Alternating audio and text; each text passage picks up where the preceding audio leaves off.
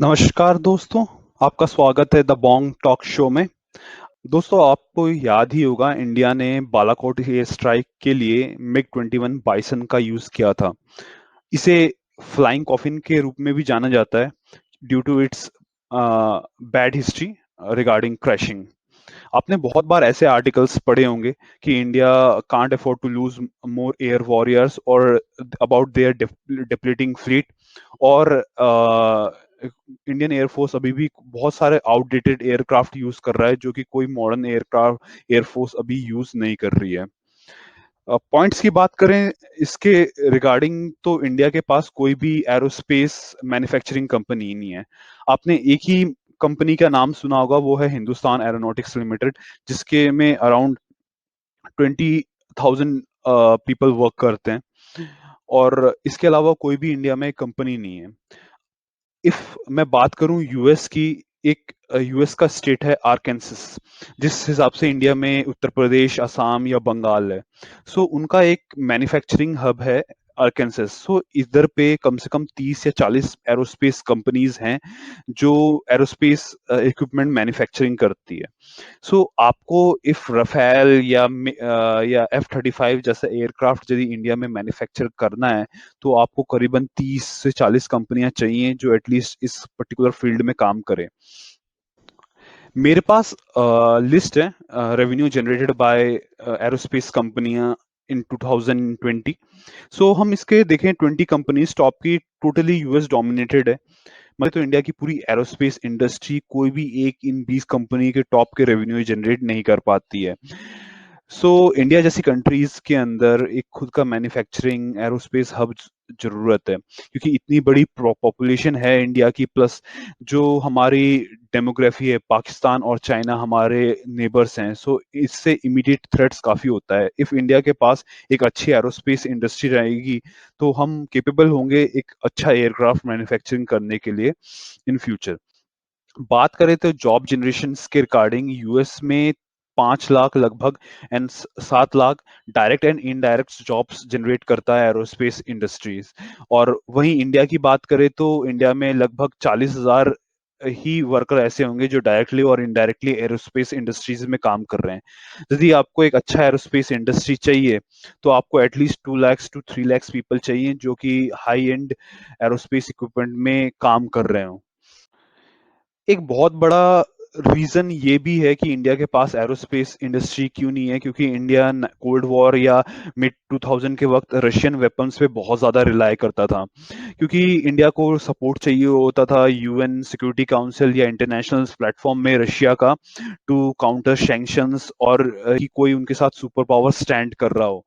So India continue करता रहा Russia से वेपन परचेज करना, just like MiG 21, MiG 29, MiG 27। और काफी हमारे जो शिप्स हैं वो आज भी रशियन रशियन परचेज्ड हैं। सो इंडियन गवर्नमेंट रशिया को खुश रखने के लिए ये इक्विपमेंट परचेज करती थी इमीडिएटली। और इसका डाउन पॉइंट ये है कि क्योंकि Indian air government continuously defence का जो बजट है वो रशिया से इक्विपमेंट खरीदने में लगाती थी, तो कभी भी इंडियन गवर्नमेंट ने डोमेस्टिक मार्केट में इन्वेस्ट नहीं किया है अपनी एरोस्पेस इंडस्ट्री के कारण, एरो एरोस्पेस इंडस्ट्री में। सो इसके कारण यही इसका नतीजा ये है कि हमारे पास आज की डेट में सिर्फ हिंदुस्तान एरोनॉटिक्स लिमिटेड और टाटा एडवांस सिस्टम ही है एरोस्पेस इंडस्ट्रीज में।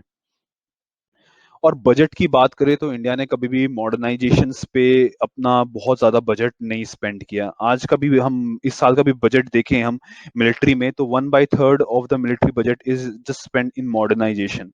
सो आप कभी भी कोई भी मॉडर्न एयरफोर्स या उनकी आर्मी देखेंगे, तो ये जो मॉडर्नाइजेशन जो बजट है ये काफी हाई होता है।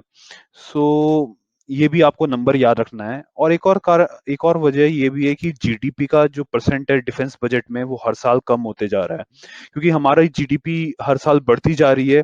सो इन टर्म्स ऑफ परसेंटेज हमारा डिफेंस बजट कम हो रहा है। तो इस साल ये 1.43 था। सो यदि हमें एक अच्छा डिफेंस चाहिए या एयरफोर्स चाहिए, तो हमें अपना बजट 2.5 या 3 के अराउंड रखना चाहिए, जो कि ज्यादातर पावरफुल कंट्रीज करती हैं। एयरफोर्स या किसी भी आर्म्ड फोर्सेस इक्विपमेंट के लिए गवर्नमेंट को जब भी कुछ इक्विपमेंट परचेज करने होते हैं तो गवर्नमेंट को टेंडर्स निकालने पड़ते हैं। सो इन टेंडर्स के clearance with various ministries just like ministry of defence, ministry of external affairs, ministry of procurement, इन सब मिनिस्ट्रीज के थ्रू जाते जाते बहुत टाइम लग जाता है। कभी कभी क्लियरेंस के लिए 5 से 10 साल भी लग जाते हैं।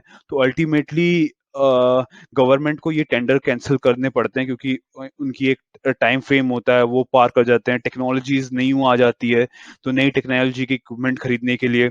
सो ये भी एक पर्टिकुलर रीजन है। उसके बाद हम बोफर्स की बात करें, जब बोफर्स स्कैम हुआ था उसके बाद गवर्नमेंट के ऊपर बहुत प्रेशर आया था कि आउटसाइड इक्विपमेंट खरीदने में जो प्राइसिंग होती है और वेरियस मिडलमैन जो इन्वॉल्व होते हैं, तो इन सब चक्कर में गवर्नमेंट कोई भी बहुत टफ डिसीजन नहीं ले पाती कि हाँ हम गो अहेड करना चाहते हैं एयरफोर्स के लिए कोई भी इक्विपमेंट, क्योंकि प्राइसेस बहुत आते हैं। और यदि कोई स्कैम्स इन्वॉल्व होता है तो गवर्नमेंट गिरने की स्थिति में आ जाता है, या पॉलिटिकल पार्टीज उस पर्टिकुलर इश्यू को एक पॉलिटिकल कैंपेन के रूप में यूज करती है अगले नेक्स्ट इलेक्शंस में।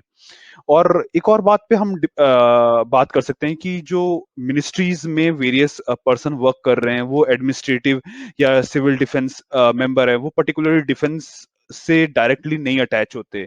सो वो हर समय अपनी इकोनॉमी या कॉस्ट इन सब को फॉरवर्ड करते हैं in comparison to national security.